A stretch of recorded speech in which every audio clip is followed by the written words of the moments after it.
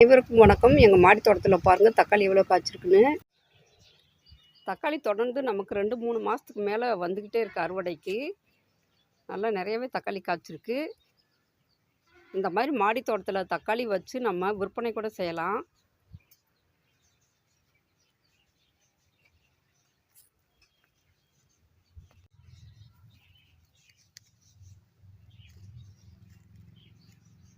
நெல்லிக்காய் அறுவடைக்கு தயாராக இருக்குது.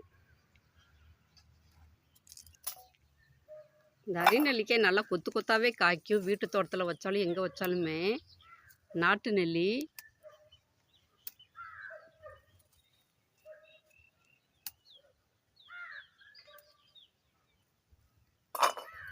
தண்டுகளில் தான் நிறைய காய் காய்ச்சி தொங்குது.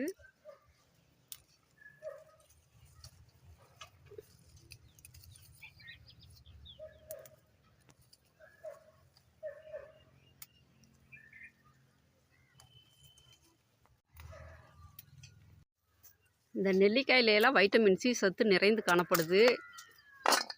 விலையும் குறைவு, அதனால் வாங்கி சாப்பிட்லாம்.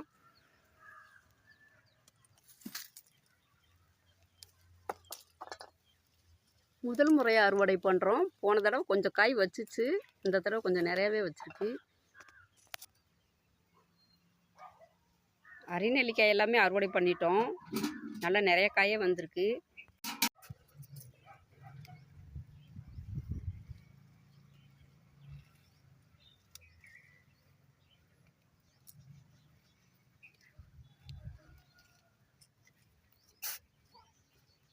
நல்லா மண் கலவை பண்ணி எருவு புண்ணாக்கெல்லாம் போடவும் பழங்களும் நல்லா பெருசு பெருசாக காய்க்க தொடங்கிடுச்சு.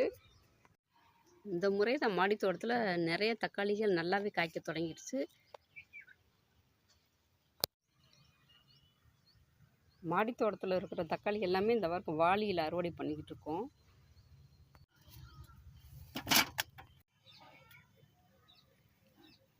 நம்ம மாடி தோட்டத்தில் தக்காளி எவ்வளோ தக்காளின்னு பாருங்கள். தக்காளி நெல்லிக்காய் அறுவடை செஞ்சுருக்கோம். இந்த வீடியோ பிடிச்சுன்னா லைக் பண்ணுங்கள், ஷேர் பண்ணுங்கள், கமெண்ட் பண்ணுங்கள், மறக்காமல் சப்ஸ்கிரைப் பண்ணுங்கள். நன்றி.